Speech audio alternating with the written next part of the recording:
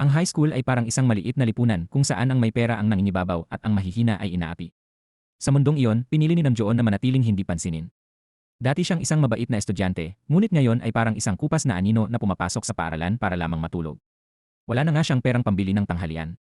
Minamaliit siya ng mga kaklase, itinutulak at binabato ng masasakit na salita. Hindi lumalaban si Namjoon, hindi dahil duwag siya kundi dahil alam niya ang halaga ng perang maaaring makuha bilang kabayaran. Tinitiis niya ang lahat upang itago ang kanyang talas at tapang para sa mga gabi sa ilalim ng mundo. Nagtatrabaho siya sa isang sugalan kung saan ang kanyang kakayahang magbasa ng isip ng kalaban at kontrolin ang laro ay hinahangaan ng marami. Tinatawag siyang Diyos ng swerte, hindi dahil sa swerte kundi dahil sa paraan ng kanyang pagkontrol sa laro na parang lahat ay nasa kanyang kalkulasyon. Ngunit iyon ay panlabas lamang. Sa loob, pasa ni Namjoon ang isang bigat na walang sinuman sa kanyang klase ang makakaunawa. Nalugmok ang kanyang pamilya sa krisis pinansyal. Ang mga utang ay patong-patong at ang kanyang buhay ay hindi na tulad ng ibang kabataan na puro aral at saya. Sa halip, ito ay napalitan ng mahabang oras ng pagtatrabaho, mga pagkain nilalaktawan, at pagod na naiipon araw-araw. Isang gabi, inimbitahan si Namjoon na maglaro sa isang pamilyar na sugalan. Pagpasok pa lamang niya, agad niyang naramdaman ang kakaiba. Hindi ito lugar para sa mga ordinaryong manlalaro. Ang bawat taong nakaupo sa mesa ay may nakakatakot na presensya. Tahimik sila, ngunit ang kanilang mga mata ay matatalim, parang sanay nang ipusta ang kanilang buhay. Nagsimula ang unang laro. Panlabas na kalmado si Namjoon, ngunit sa loob ay mabilis ang tibok ng kanyang puso. Bawat baraha na binabaliktad ay parang hinihila ang kanyang nerbiyos. Pinagmasdan niya ang bawat galaw ng kalaban, kung paano sila maglagay ng chip, kung paano tumingin, lahat ay kanyang iniimbak at sinusuri. Nagsimula siyang maglaro sa sarili niyang paraan. Tinaasan niya ang pusta sa tamang oras, binagalan ang ritmo kung kinakailangan, at sadyang nagbigay ng maling senyales upang lituhin ang kalaban. May mga pagkakataong pinapaniwala niya ang lahat na malakas ang kanyang baraha, kaya napipilitan silang umatras, kahit kabaligtaran ang katotohanan. Nang matapos ang laro, si Namjoon ang nanalo. Ngunit hindi iyon nagdulot ng saya. Sa halip, ito ay parang babala na dapat siyang huminto bago may masamang mangyari. Bumalik siya sa kanyang pang-araw-araw na buhay, paaralan, trabaho, at pag-uwi ng halos hindi na makatayo sa pagod. Ang kanilang bahay ay hindi na lugar ng pahinga kundi puno ng tensyon. May mga bote ng alak na nakakalat at mabigat ang atmosfera. Tahimik siyang naglilinis, walang reklamo, walang sinisisi. Samantala, dumating si Chadung, isang estudyanteng galing sa Amerika. Maganda, kumpiyansa, at kapansin-pansin, sinalubong pa siya ng kanyang nobyo sa paliparan. Matagal nang may gusto si Taeyong sa kanya at gusto siya ng pamilya ni Chadung. Madalas siyang purihin ng ina nito. Ngunit nilinaw ni Chadung na wala siyang nararamdaman para kay Taeyong at umaasa siyang hayaan silang maging natural ang kanilang relasyon. Excited si Chadung sa kanyang bagong uniforme at sa pagpasok sa bagong paaralan. Nang ipakilala niya ang sarili, agad siyang naging sentro ng atensyon, lalo na kay Namjoon na karaniwang walang pakialam sa paligid. Ngunit si Namjoon ay natutulog lamang. Nang maupo siya katabi ni Namjoon, sinubukan niyang makipag-usap. Masigla at palakaibigan siya, kabaligtaran ng pagiging malamig ni Namjoon. Marami siyang ikinuwento tungkol sa sarili at sa buhay niya sa ibang bansa, ngunit ang natanggap niya ay maikling sagot o katahimikan. Dahil gwapo si Namjoon, nagkaroon siya ng unang impresyon kay Chadung. Tinanong pa niya kung may nobya ito at inamin niyang wala rin siyang nobyo dahil matagal siyang nasa Amerika at kakaunti ang kaibigan. Ngunit biglang pinutol ni Namjoon ang kanyang sinasabi, dahilan upang mapahiya siya. Gayunpaman, hindi siya sumuko at iminungkahi pa na maging magkaibigan sila. Nainis si Namjoon at hiniling na tumahimik siya. Nagulat si Chadung at hindi agad naintindihan ang nangyari. Dahil sa sobrang tahimik at seryoso ni Namjoon, tumayo siya at umalis. Nang malaman ng ibang mga estudyante na galing sa Amerika si Chadung, agad silang lumapit at nakipagkaibigan. Pinuri nila ang kanyang kagandahan, ang matangos na ilong at ang kanyang alindog. Inimbitahan pa siya na sumali sa kanilang grupo. Nang tanungin niya tungkol kay Namjoon, sinabi nila na kilala ito bilang igwapong zombie. Noong unang taon, mabait daw ito, ngunit nagbago noong ikalawang taon, naging tahimik at palaging natutulog sa klase. Hindi na rin ito kumakain sa paaralan dahil umano sa pagkabangkarote ng kanyang pamilya. Naging sarado si Namjoon sa lahat. Wala nang makalapit sa kanya. Ginugugol niya ang bawat libreng oras sa pagtatrabaho upang tulungan ang pamilya. Sa murang edad na dapat sanay nag-aaral at nagsasaya, napilitan siyang maging responsable at maghanap buhay. Isang araw, nakita niya ang dalawang kaklase na gumagastos ng pera sa laro. Pinayuhan niya ang mga ito na huwag sayangin ang pera sa walang kwentang bagay. Ngunit nang matalo ang mga ito, ibinunton nila ang sisi kay Namjoon. Sa galit, hinila nila ang kanyang damit at pinagsalitaan siya ng walang hiya. Ngunit nanatiling kalmado si Namjoon at hinamon sila na subukan siyang galawin, na parabang sinasabi niyang siguradong mas mawawalan pa sila ng pera. Lalong nainsulto ang mga ito. Itinaas ng isa ang kanyang kamao at handang suntukin siya, ngunit biglang lumitaw si Chadung at hinarang ang malakas na suntok na iyon. Seryoso niyang pinagsabihan ang dalawang estudyante at ang kanyang matigas at matalim na pananalita ay nakumbinsi ang sinumang makarinig. Tumama ito sa kanilang konsensya. Dahil dito, lalong nagalit ang isa at sinugod si Chadung, hindi alam na may black belt siya sa martial arts. Madali niyang napigilan ang lahat ng atake at sinamantala ang pagkakataon upang turuan sila ng leksyon. Sa takot, agad na tumakbo ang dalawa at hindi na lumingon pa. Samantala, itinaas ni Namjoon ang kanyang kamay bilang paghanga sa kanya. Sinadya ni Chadong na hintayin siyang matapos sa trabaho. Nang bumukas ang pinto, sandaling natahimik si Namjoon at agad na naglakad palayo na parang walang taong naghihintay sa kanya. Dahil dito, sumunod si Chadong sa likuran niya na parang nagmamatsyag. Nagtaka si Namjoon kung bakit siya sinusundan. Mabilis na nag-isip si Chadong at itinuro ang bahay niya sa unahan, kaya't nabawasan ang pag-ingat ni Namjoon. Tinanong niya kung nagtatrabaho ba siya at malamig itong sinagot ni Namjoon. Nag-alala si Chadong at tinanong kung kumain na ba siya ng hapunan. Naisip niya ito dahil sa balitang nalugi ang pamilya ni Namjoon at wala na itong pambili ng pagkain. Umiling lamang si Namjoon at nagpatuloy sa paglalakad, piniling manahimik kaysa sumagot. Kahit ganoon ang kanyang asal, hindi sumuko si Chadong. Sa kumpiyansa sa kanyang sarili, nagparinig siya na baka pwedeng ihatid siya ni Namjoon pauwi dahil gabi na at maaaring delikado. Naalala ni Namjoon na sinabi nitong marunong siyang lumaban, kaya't kung hindi siya kinatatakutan ng iba, lalo pa siyang maaaring guluhin.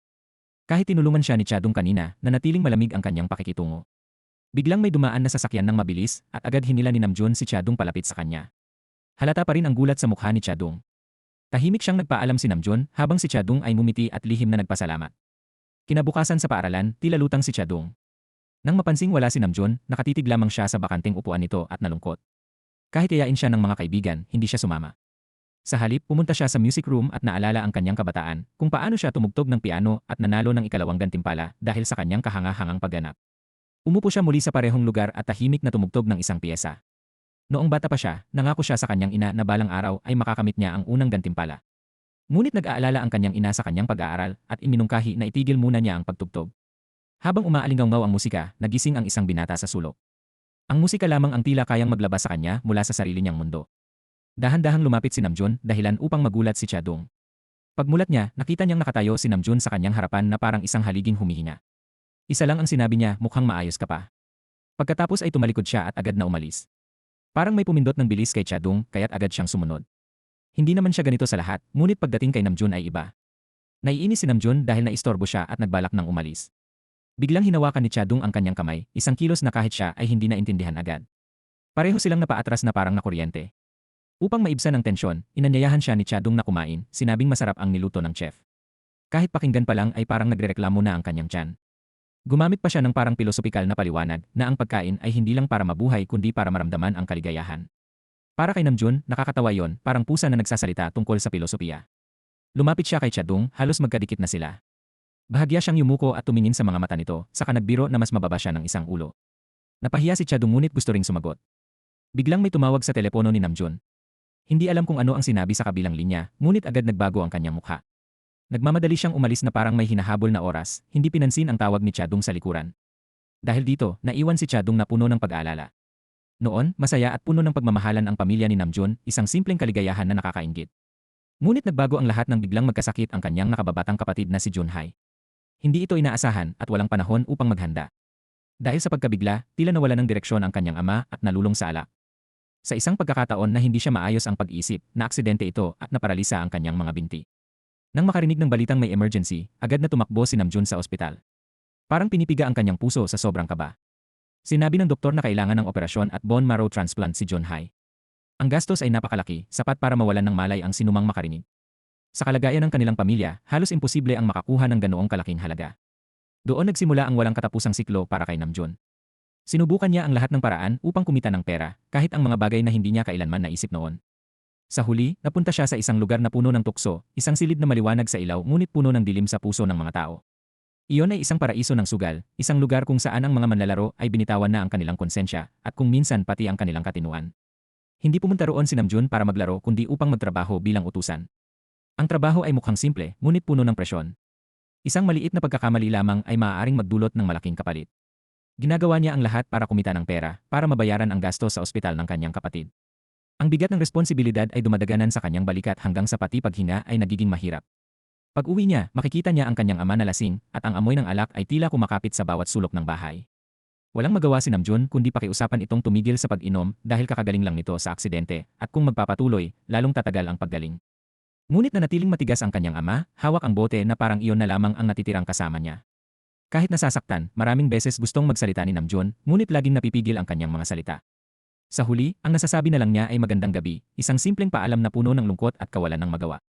Kinabukasan, pumasok siya sa paaralan na kulang sa tulog. Araw-araw, inaantok siya sa klase na parang ang silid-aralan ang kanyang libreng pahingahan. Nang tumama ang sikat ng araw sa kanyang mukha, tila mas payapa ang kanyang anyo kaysa karaniwan. Napansin ito ni Chadong na nakaupo malapit sa kanya at hindi mapigilang titigan siya. Dahan-dahan niyang inilagay ang kanyang jacket sa ibabaw ni Namjoon upang mas maging komportable ang kanyang pagtulog. Isang maliit na kilos iyon, ngunit puno ng pag-aalaga. Ilang beses pa siyang palihim na tumingin at napapangiti, na parang may natuklasan siyang kakaibang lihim, na si Namjoon ay may sandaling mukhang kaibig-ibig. Biglang may kaklaseng tumawag kay Chadong, kaya nagulat siya at agad sininyasan itong hinaan ang boses, na huwag istorbohin ang tulog ni Namjoon. Inaya siyang kumain ng tteokbokki, ngunit tumanggi muna siya dahil gusto niyang hintayin na magising si Namjoon, na para bang iyon ay isang mahalagang gawain. Nang magising si Namjoon, agad ipinaliwanag ni Chadong ang tungkol sa jacket, na tinakpan niya ito dahil baka ginawin siya. Naantig si Namjoon at ibinalik ang jacket, saka nagtanong kung bakit siya tinatrato ng ganoon kabuti. Sinabi ni Chadong na baka ito ay tadhana sa pagitan nila. Ipinaliwanag pa niya na kapag ang mga pagkakataon ay paulit-ulit na nangyayari, iyon ay maaaring tawaging tadhana. Napatawa si Namjoon sa kanyang pagiging inosente. Bigla niyang tinawag ang pangalan ni Chadong, dahilan upang matuwa siya dahil parang napansin siya nito. Ngunit itinuro ni Namjoon ang kanyang libro at ipinaliwanag ang kanyang pananaw na ang buhay ay hindi kasing dali ng iniisip niya. Marami siyang pinapasan at wala siyang puwang para sa mga bagay na ganoon. Kailangan niyang mamuhay ng praktikal. Para kay Chadong, tila napakahirap abutin ng isang simpleng pag-ibig sa paaralan. Pagkatapos sabihin yon, umalis si Namjoon ngunit naiwan ang kanyang telepono sa mesa. Mabilis na hinabol siya ni Chadong upang ibalik ito, ngunit nadapa siya sa bakuran ng paaralan. Bumalik si Namjoon upang tulungan siyang tumayo at nagtaka kung bakit siya hinabol. Doon niya nalaman na naiwan pala niya ang kanyang telepono. Nagpasalamat si Namjoon ng may kakaibang init at hinaplos pa ang kanyang ulo na nagdulot ng kaba kay Chadong. Dumating si Taehyung, ang nobyo. Kilala siya ni Namjoon at matagal na rin mula nang huli silang magkita. Naalala ni Namjoon ang nakaraan, ang laban nila sa isang mapanganib na laro ng baraha kung saan itinaya nila ang lahat. Napansin ni Namjoon ang takot ni Taehyung noon at sa huli ay natalo ito ng tuluyan. Hindi iyon nakalimutan ni Taehyung. Ayaw nang balikan ni Namjoon ang nakaraan kaya nagdahilan siyang may gagawin at umalis. Ngunit sadyang binanggit ni Taehyung ang tungkol sa ama ni Namjoon. Tumama yon sa kanya. Binalaan niya si Taehyung na huwag itong idamay. Ngunit tinulak ni Taehyung ang hangganan kaya sa galit ay hinablot ni Namjoon ang kanyang kwelyo. Natakot si Chadong at pumagit na, humingi ng tawad sa ngalan ni Taehyung. Dahil dito, binitawan ni Namjoon ang hawak at sinabing bagay ang dalawa na nagdulot ng kirot kay Chadong. Pagkatapos, hinatid ni Taehyung si Chadong pauwi at ipinahayag na totoo ang kanyang nararamdaman para sa kanya. Ngunit mahinahong tumanggi si Chadong dahil hindi niya ito kailanman binigyan ng pag-asa. Si Taehyung lamang ang may damdamin. Inisip ni Taehyung na dahil kay Namjoon kaya ganoon ang kanyang asal, ngunit agad itong pinabulaanan ni Chadong. Wala kinalaman si Namjoon sa kanilang relasyon, mula sa simula, si Taehyung lang ang may gusto. Huminga siya ng malalim, humingi ng tawad at pumasok sa bahay. Samantala, nagplano si Taehyung na ayusin ang problema at hindi hayaang maagaw sa kanya si Chadong. Samantala, pumunta ang ama ni Namjoon sa isang iligal na sugalan at nagpalit ng malaking halaga ng pera para sa mga chip. Dahil sa takot at malas, sunod-sunod siyang natalo. Pati ang kanyang mga alahas ay isinugal na rin hanggang sa wala nang matira. Sa likod ng eksena, si Taehyung ay ngumiti ng may masamang balak at tumawag sa pulis. Dinala sa hukuman ang ama ni Namjoon. Tumingin ito sa kanyang anak na puno ng pagsisisi, luhaan ngunit walang masabi. Walang magawa si Namjoon kundi panoorin ito, napakabigat ng sitwasyon. Samantala, nasiyahan si Taehyung sa kanyang paghihiganti. Naglakad si Namjoon sa kalsada, puno ng lungkot. Sumagi sa isip niya si Chadong ngunit hindi niya yon pinansin. Sa halip, muli siyang sumabak sa trabaho. Nagtatrabaho siya bilang server sa isang bar, at may isang suking kliyente na itinuro ang isang patalastas, isang lugar kung saan mas malaki ang perang maaaring kitain. Tinanong nila si Namjoon tungkol sa kalagayan ng kanyang ama. Mabilis siyang sumagot na maayos pa itong nabubuhay, habang pilit ikinukubli ang sakit sa loob niya. Dati raw ay isa itong malaking manlalaro sa sugalan. Dahil sa sunod-sunod na tanong, pumayag si Namjoon na makipaglaro sa kanila ng isang round. Nagulat pa ang manager dahil iyon ang unang pagkakataong nakipaglaro si Namjoon sa mga customer. Sumali lamang siya dahil ayaw na niyang pag-usapan pa ang tungkol sa kanyang ama. Napansin ng manager na may mabigat na pinagdaraanan si Namjoon, lalo na dahil patuloy na lumalaki ang gastos sa pagpapagamot ng kanyang kapatid. Kaya iminungkahi nito na sumali siya sa isang paligsahan. Kapag nanalo siya, napakalaki raw ng premyong pera. Napaisip si Namjoon kung ito na nga ba ang pagkakataong hinihintay niya, kung ito ba ang makatutulong upang mabago ang kanyang buhay. Pagkatapos noon, bumalik na naman siya sa walang tigil na oras ng pagtatrabaho. Samantala, si Chadong ay tulala habang inaalala ang mga sandali nila. Noong una niyang makita si Namjoon, isang tingin pa lang ay parang may kidlat ng kumislap sa isip niya, gaya ng mga eksena sa mga dramang ipinalalabas sa primetime. Ang tibok ng puso niya ay sobrang bilis na kung may heart monitor siya noon, siguradong mag-alarm yon. At nang minsang iligtas siya ni Namjoon mula sa panganib, lalong tumatak sa isip niya ang imahe nito. Dahil doon, buo ang loob niyang isipin na tadhana talaga ang namamagitan sa kanila, isang tadhanang itinakda ng langit, hindi isang bagay na iniisip niya lamang. Ngunit hindi laging tulad ng panaginip ang buhay. Dumating si Taehyung na parang isang karakter na laging sumisira sa eksena, at lalo lamang naging magulo ang lahat. Nagsimulang magkaroon ng hindi pagkakaunawaan sa pagitan nila. Si Chadung, na dati isang mapangarapin na dalaga, ay naging isang taong labis mag-isip. Dahil hindi na niya matiis ang nararamdaman, nagpasya siyang puntahan ang lugar kung saan nagtatrabaho si Namjoon, umaasang makikita niya ito at makakapagtanong ng maayos. Ngunit nang magtanong siya sa mga empleyado, nalaman niyang hindi pumasok si Namjoon ng araw na yon. Para siyang nadismaya na parang pumunta sa isang kainan at naubusan ng paborito niyang ulam. Samantala, si Namjoon ay nakatayo sa harap ng isang pamilyar na lugar, ngunit halatang nag-aalinlangan. Kinakabahan siya na parang isang estudyanteng naghihintay ng resulta ng pagsusulit, hindi malaman kung papasok ba o hindi. Isang tauhan na naroon ang nangasar sa kanya at nagsabing, bumalik ka na naman pala. Ang tono nito ay may halong biro at katotohanan. Sinabi rin nitong wala nang mas madaling paraan para kumita ng pera kaysa rito, ngunit ang mga bagay na masyadong madali ay kadalasang hindi maganda ang kahihinatnan. Ang sugal daw ay isang walang katapusang tukso, kapag nakapasok ka na, mahirap nang makalabas. Maingat pa siyang binalaan na kung sakaling mahuli, para na ring tuluyang naisara ang hinaharap niya. Tahimik lamang si Namjoon matapos marinig iyon dahil mas nauunawaan niya ang lahat ng iyon kaysa sa iba. Nang bumukas ang pinto, pumasok siya ng may propesyonal na tindig na kung hindi mo alam ang totoo ay isiping matagal na siyang empleyado roon. Ang bawat kilos niya ay natural at pulido na para bang libo-libong beses na niya itong ginawa.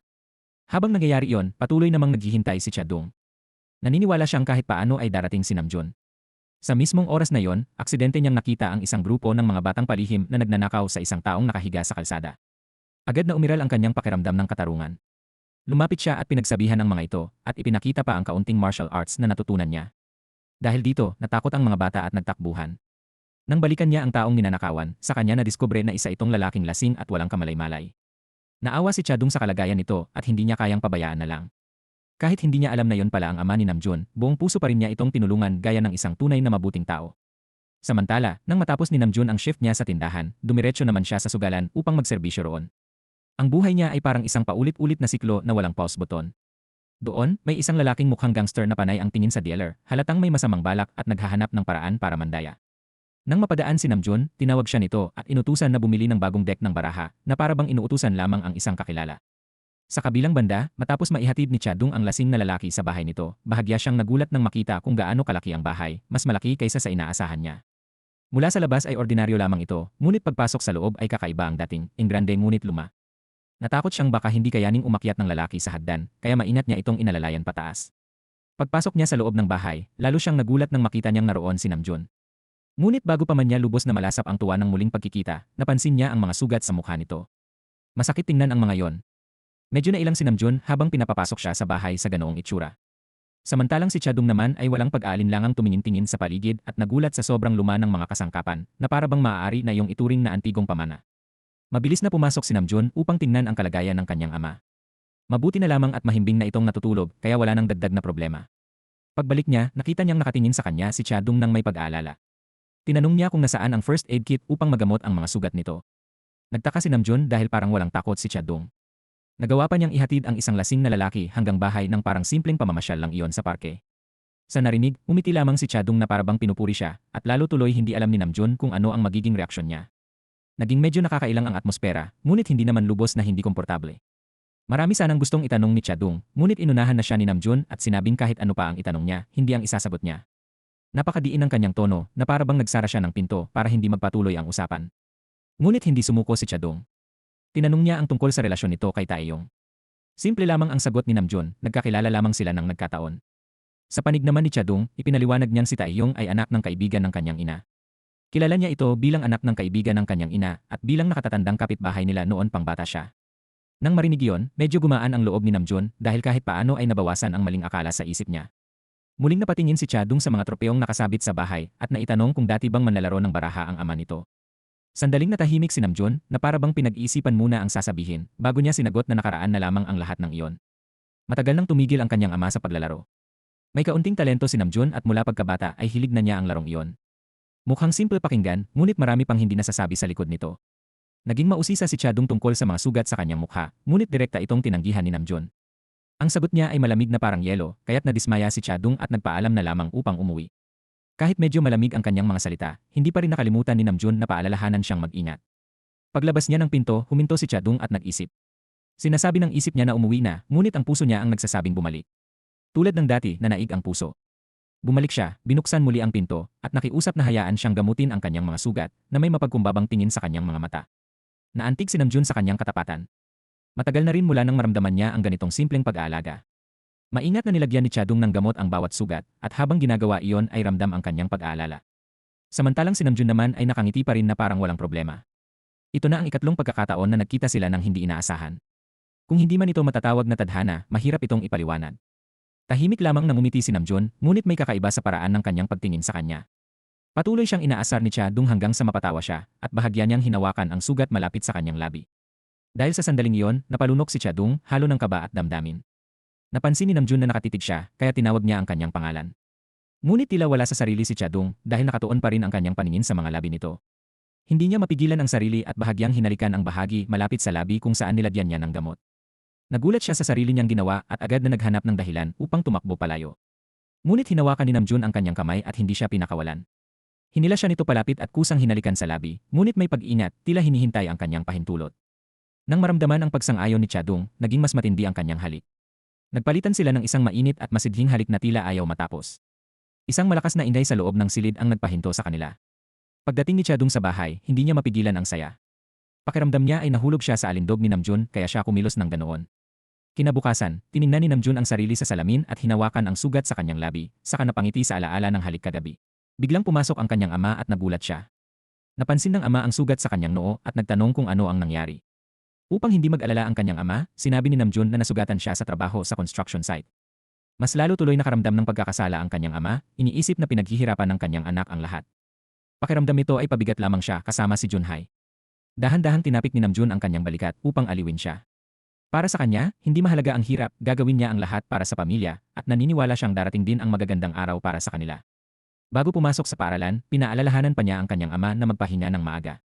Samantala, si Chadong ay naghihintay at panay ang tingin sa pintuan. Naghinala ang kanyang mga kaibigan na parang may dalawa siyang kinakausap, si Namjoon at si Taeyong. Ang biro na may halong katotohanan ay ikinagalit niya dahil tila tinamaan siya. Kahit ano pa ang sabihin nila, hindi siya umamin. Naging mausisa rin sila sa relasyon niya kay Taeyong at kahit ipaliwanag niya, nananatili ang kanilang hinala. Dumating si Namjoon na parang isang perpektong lalaki. Agad nagbago ang mood ni Chadong at masayang binati siya. Para bang nabasa ni Namjoon ang iniisip niya, kaya pinagsabihan siya na huwag mag-isip ng kung ano-ano. Nagulat si Chadong, ngunit nang itanggi niya yon, saka lamang naging panatag si Namjoon at nakatulog. Napangiti si Chadong sa kaligayahan.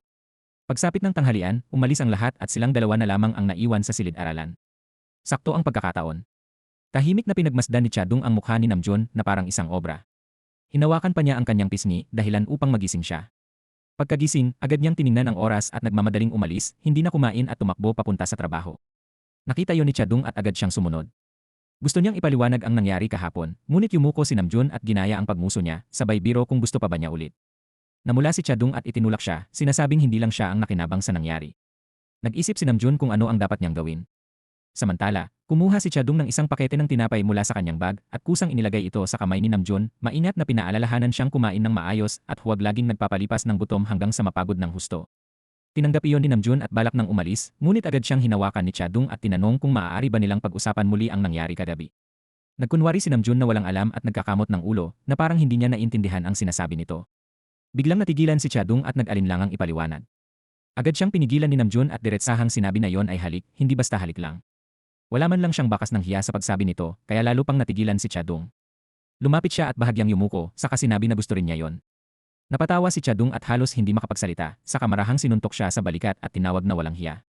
Sinabi rin niyang gusto niyang makita ang lugar kung saan siya nagtatrabaho. Hindi napigilan ni Namjoon ang pagiging kaakit-akit niya, kaya isinama niya ito sa kanyang pinagtatrabahuhan. Nagtaka ang manager nang makita ang hindi kilalang babae at hinila si Namjoon upang tanungin kung naglakas loob ba siyang dalhin ang kanyang nobya roon. Tumingin si Namjoon kay Chadong at itinanggi ang ganoong relasyon, sinabing magkaibigan lamang sila sa klase. Labis na nagulat ang manager at pinilit siyang magsabi ng totoo dahil hindi siya naniniwalang magkaibigan lang ang dalawa kung ganitong oras pa ng gabi ay magkasama sila. Kahit anong tanong, iginiit ni Namjoon na kaklase lamang sila at hindi pa niya nobya. Tumawa ang manager at inasar siya, sinasabing halata naman ngunit pilit pang itinatanggi. Habang nagbibiruan sila, lumapit si Chadong upang makilala ang manager. Nagpakilala si Choi bilang malapit na kuya ni Namjoon at magalang naman siyang bumati. Hindi na siya pinatagal ni Choi at diretsahang tinanong kung kailan pa sila nagsimulang mag-date. Agad siyang itinulak ni Namjoon upang pigilan ang mga tanong. Kalmadong sumagot si Chadong na hindi pa nagpapahayag ng damdamin si Namjoon, kaya balak niyang siya na ang mauunang umamin. Gayunpaman, ayaw niyang siya ang unang magtapat, kaya bahagya niyang pinahiwatig kay Namjoon na siya na ang gumawa ng hakbang. Dahil sa pang-udyok ng manager, napaisip si Namjoon kung ano ang dapat niyang gawin. Sa trabaho, ibang-iba si Namjoon kumpara sa paaralan, mas masigla at mas aktibo siya. Inabot ni Choi ang isang tiket kay Chadong at pinakiusapang ibigay iyon kay Namjoon. Alam niyang mahusay itong maglaro ng baraha, ngunit ayaw nitong gamitin iyon para kumita dahil sa problema sa pamilya.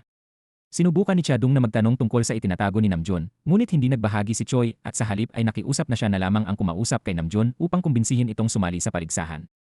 Kahit pa inaaya siya ng mga suki, lagi itong tumatanggi. Nagulat si Chadong sa pagkakaiba ng ugali ni Namjoon sa paaralan, kung saan palagi itong malamig. Nauunawaan iyon ni Choi, kaya umaasa siyang sa pamamagitan ng paligsahan ay mababawasan ang pasanin ni Namjoon at hiniling niyang tulungan siya ni Chadong na kumbinsihin ito. Habang hawak ang tiket, napabuntong hininga si Chadong at napaisip kung magagawa ba niya yon. Pagkatapos ng trabaho, hinatid siya ni Namjoon pauwi. Kusang hiniram ni Chadong ang kanyang telepono at walang pag-aalinlangan na ibinigay naman iyon ni Namjoon. Mabilis niyang inilagay ang kanyang numero at nilagyan pa ng palayaw na may puso, saka sinabing huwag itong buburahin upang madali siyang makontak kapag may mahalagang bagay. Bagaman si Namjoon ang naghatid sa kanya, ayaw pa niyang umuwi. Sa pagkakataong iyon, siya naman ang nagpasimuno at nagmungkahi na siya ang maghahatid kay Namjoon pauwi, kahit medyo hindi iyon makatwiran. Iminungkahi ni Namjoon na maghiwalay na lang sila ng daan para patas, ngunit tumanggi si Chadong at gustong sumama sa kanya hanggang sa trabaho upang maprotektahan siya. Nawalan na ng sasabihin si Namjoon. Kahit pigilan niya, sumunod pa rin si Chadong na parang anino. Hindi mapigilan ni Chadong ang pag-isip kung bakit ganoon na lang kasipag si Namjoon. Mahinahon siyang sumagot na ang layunin niya ay kumita ng pera. Nagulat si Chadong at napatitig sa kanya.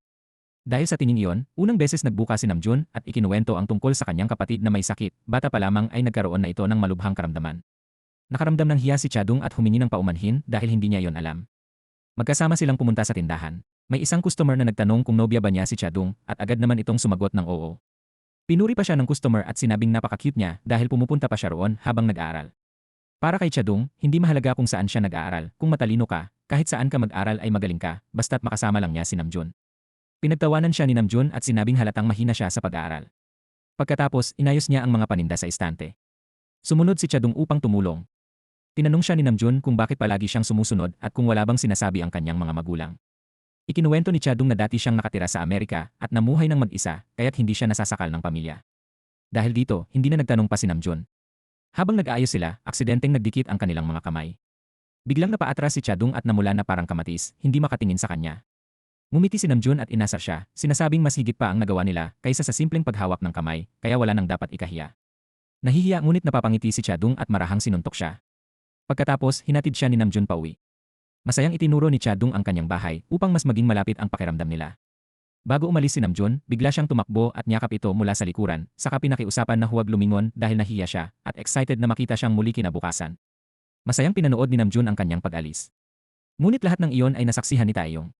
Napangisi siya, pakiramdam niya'y minamaliit siya at hindi pinapahalagahan ni Chadong. Kinabukasan, hindi na naman pumasok si Namjoon sa klase. Nalungkot si Chadong dahil namimiss siya. Napansin ito ng mga kaklase at nagbiro na kaya siya malungkot ay dahil wala si Namjoon. Para sa kanila, walang nakakalusot sa kanilang mga mata. Binuksan ni Chadong ang kanyang telepono at nagpadala ng mensahe kay Namjoon, tinatanong kung ano ang ginagawa nito at nasaan siya, ngunit wala siyang natanggap na sagot. Samantala, nasa ospital si Namjoon kasama ang kanyang ama upang kumustahin ang kalagayan ng kanyang kapatid. Ipinahayag ng doktor ang isang paraan ng gamutan na maaaring magpahaba ng buhay ni Junhee at magbigay sa kanya ng mas maayos na pamumuhay, ngunit kapalit nito ay napakalaking gastos. Sa kabila ng lahat, determinado si Namjoon na iligtas ang kanyang kapatid. Kahit kailangan niyang sumuong sa apoy, gagawin niya ang lahat upang makahanap ng pera. Pagkatapos, pumasok sila upang dalawin si Junhee. Maingat siyang inaliw at inalagaan ni Namjoon. Sinabi rin ng doktor na gagaling siya sa lalong madaling panahon upang hindi na siya mag-alala. Bilang kuya, kailangan niyang sabihin yon kahit hindi siya sigurado.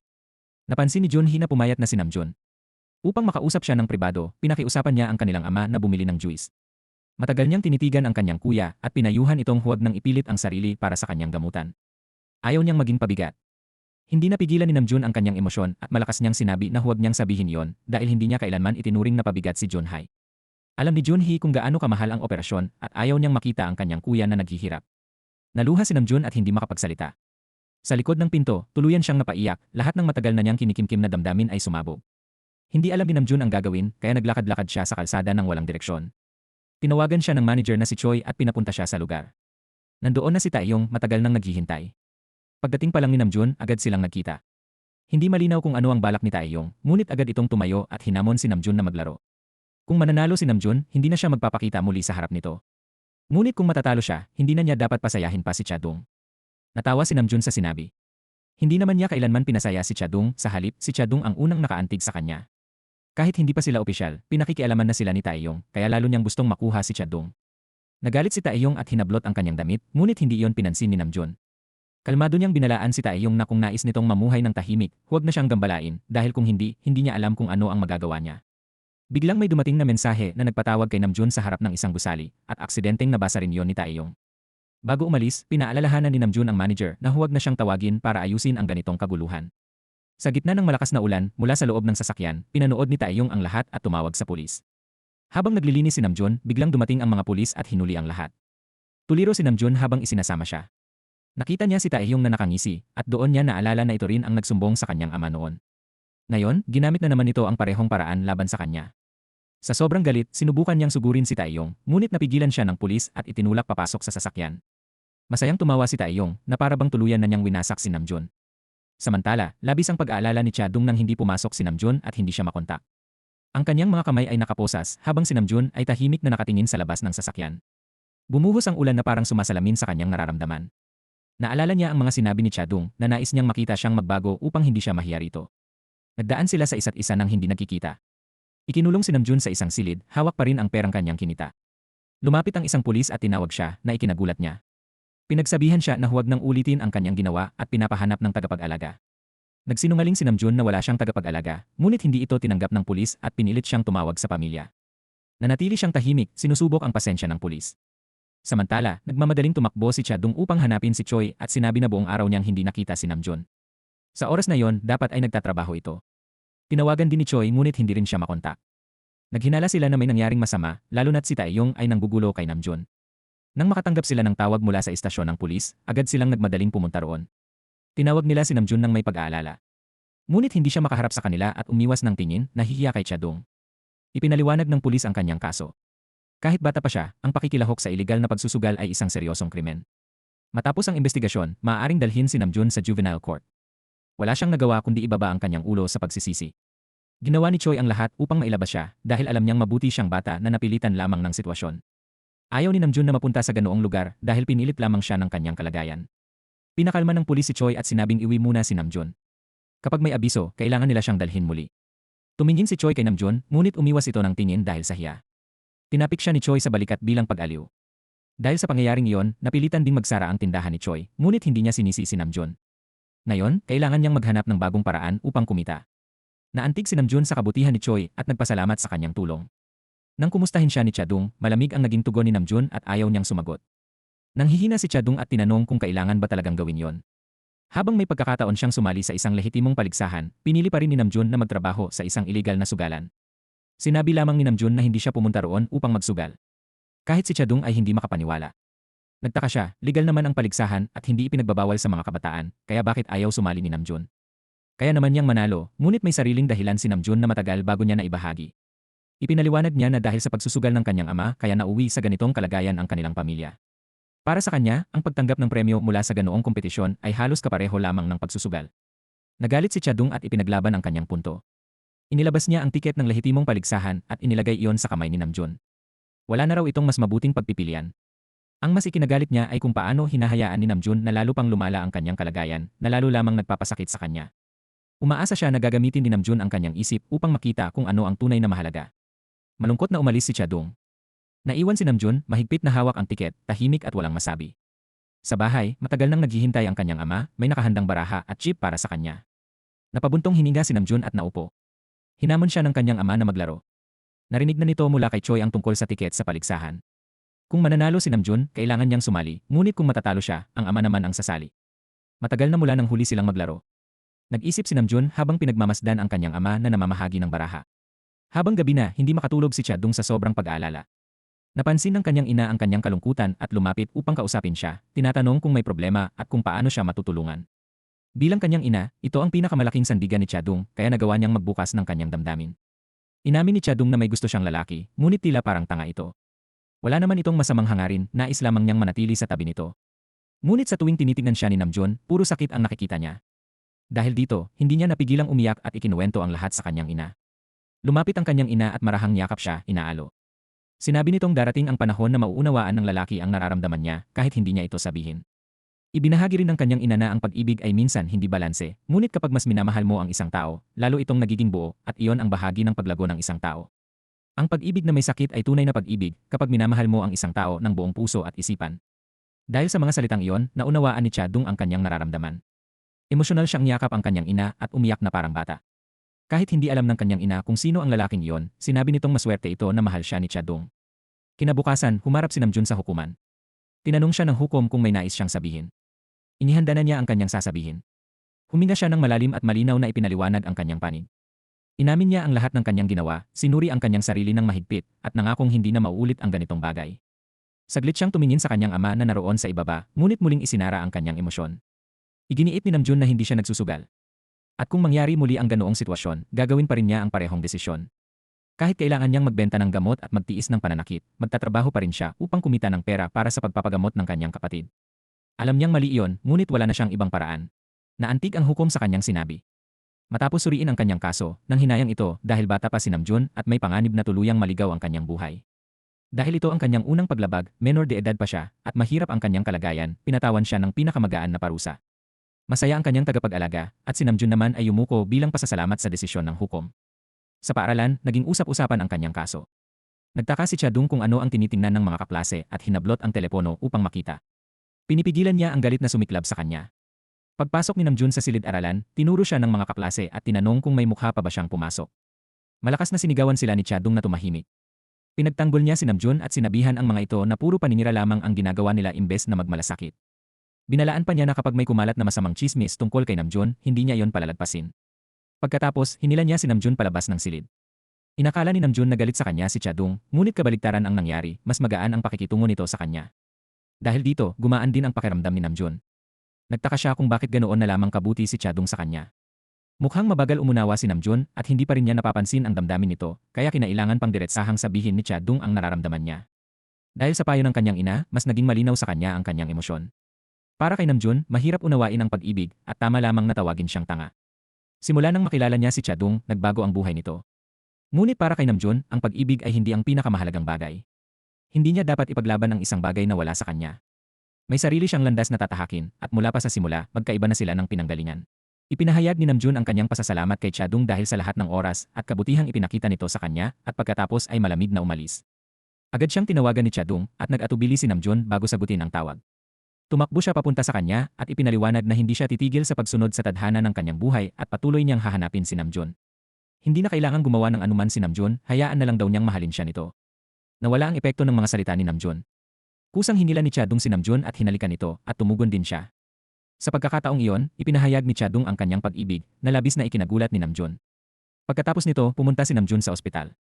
Masayang sinalubong siya ni Junhae at maganda ang lagay ng kanyang kalusugan. Ikinuwento ng kanilang ama kay Junhee ang nangyari, natalo si Namjoon sa kanilang pustahan, kaya kailangan niyang sumali sa kompetisyon. Matagal na rin mula nang makita nilang umiti ng ganoon ang kanilang ama. Pinayuhan siya ni Junhee na subukan ang bagay na matagal na niyang gusto. Kung mananatili lang siya sa iisang lugar, maaaring mawala ang pagkakataong iyon. Kung hindi lamang siya matagal nang nasa ospital, siya mismo ang tutupad sa kanyang pangarap. Sa kanyang paghikayat, hindi napigilan ni Namjoon ang kanyang emosyon at napaluha. Sa labas ng silid ng ospital, napaisip si Namjoon kung dapat na ba niyang lampasan ang kanyang sariling limitasyon at sumali sa kompetisyon. Dahil sa pag-asa ng kanyang pamilya, nagpasya siyang sumali. Lumabas siya at nakita si Chadong na naghihintay. Nagpasya siyang sumali sa eliminasyon at humingi ng tawad sa kanyang pagiging matigas ang ulo. Inamin niyang itinulak niya si Chadong palayo dahil pakiramdam niya ay hindi siya karapat-dapat. Ngunit ngayon, nais niyang subukan na maging kasintahan nito kahit huli na ang pag-amin. Nagulat si Chadong at hindi agad nakaintindi, nakatingin lamang siya na parang bata. Ngunit nang marinig ang mga salita ni Namjoon, napuno siya ng emosyon at gusto niyang marinig muli na gusto siya nito. Sinunod naman ni Namjoon ang kanyang kahilingan at inulit ang pag-amin. Natawa silang dalawa matapos ang lahat ng hindi pagkakaunawaan. Nagsimula ang eliminasyon. Dumating ang ama ni Namjoon upang suportahan siya at buong kumpiyansa siyang niyakap ni Namjoon. Pagkatapos, binigyan siya ni Choi ng susi ng silid upang may mapagpahingahan siya pagkatapos ng laban. Dumating din si Chadong at binigyan siya ng isang lucky charm bilang proteksyon at pampaswerte. Hindi napigilan ni Namjoon ang kanyang emosyon at niyakap siya ng mahigpit. Pumasok si Namjoon sa loob ng may kumpiyansa at nakita si Taeyong nakalahok din napansin nito ang regalong ibinigay ni Chadong. Ipinahayag ni Namjoon na mula iyon sa kanyang kasintahan at umaasang maglalaro sila ng patas, iwanan na ang nakaraan. Nagsimula ang laban. Kalmado si Namjoon at mabilis na nakakuha ng maraming chip. Mula sa malayo, pinagmamasdan siya ni Taeyong at patuloy na naghahanap ng pagkakataong makaganti. Pagkatapos ng laban, nag-message si Namjoon sa kanyang nobya. Nagulat siya nang makita si Chadong na nakapasok sa loob dahil sa sobrang pananabik, naghanap ito ng paraan upang makita siya. Parang matagal na nagutom si Namjoon, agad niyang hinalikan si Chadong. Ngunit pinigilan pa rin niya ang sarili. Kahit gaano ito kaganda, nanatili siyang may kontrol. Inayos niya ang damit nito, humiga sa kama, at nagpahinga. Nagtaka si Chadong sa kanyang asal, dahil kahit anong pang-akit ang gawin niya, hindi siya kumikilos. Dahil may mahalagang laban kinabukasan, kailangan niyang magpahinga. Hinalikan lamang ni Namjoon ang kanyang noo at niyakap siya hanggang sa makatulog sila. Sa kompetisyon, napakalaki ng gantimpala. Mabigat ang tensyon sa paligid, ngunit hindi ito nakaapekto kay Namjoon.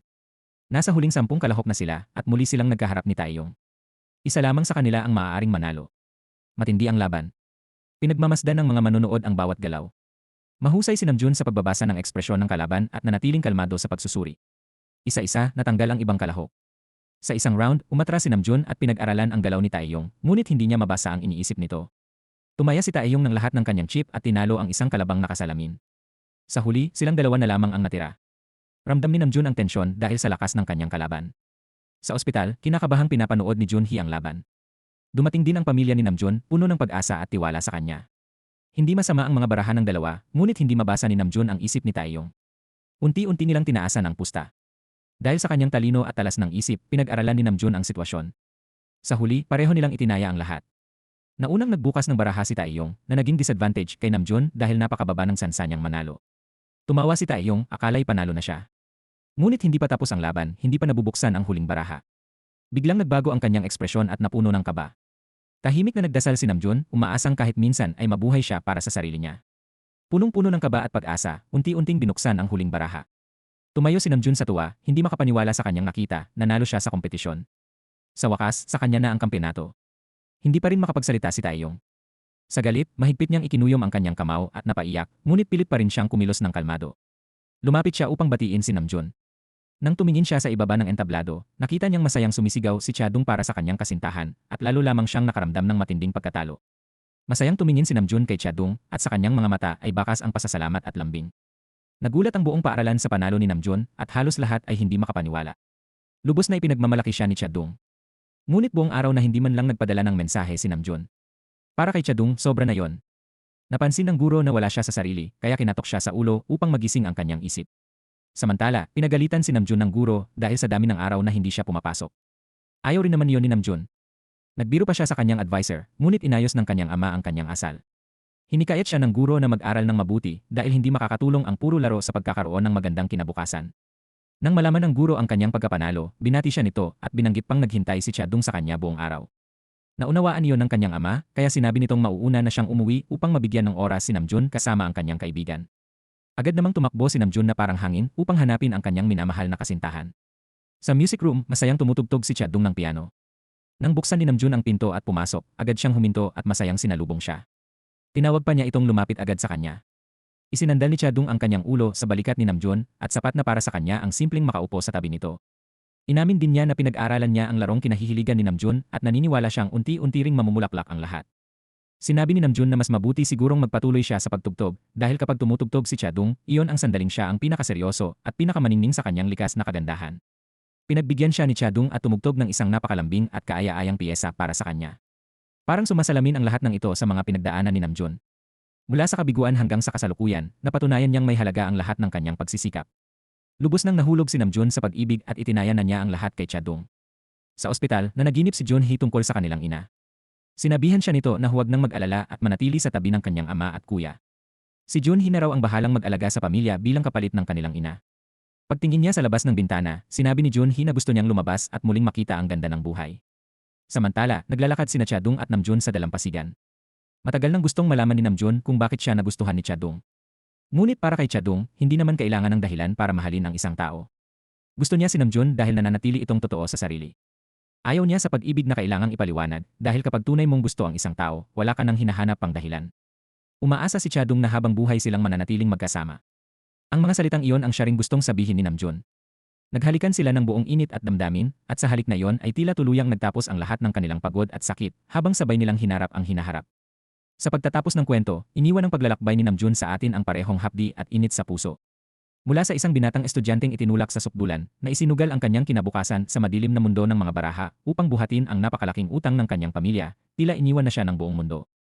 Ngunit kahit kinuha ng tadhana ang kanyang kapayapaan, ibinalik naman nito sa kanya ang isang anghel na nagngangalang Chadong. Ang pinakamahalagang aral na iniwan ng kwento ay ito, ang tapat na pag-ibig ay may kapangyarihang iligtas kahit ang pinakawasak na puso. Kahit nasa pinakailalim ka ng bangin o puno ng sugat ang iyong pagkatao, hanggat hindi mo isinusuko ang kabutihan sa loob mo, palaging may liwanag na darating. Palaging may isang taong handang wasakin ang malamig mong pader, hawakan ang iyong kamay, at hilahin ka palabas ng putikan. At dito nagtatapos ang ating serye. Maraming salamat sa panonood, hanggang sa muli.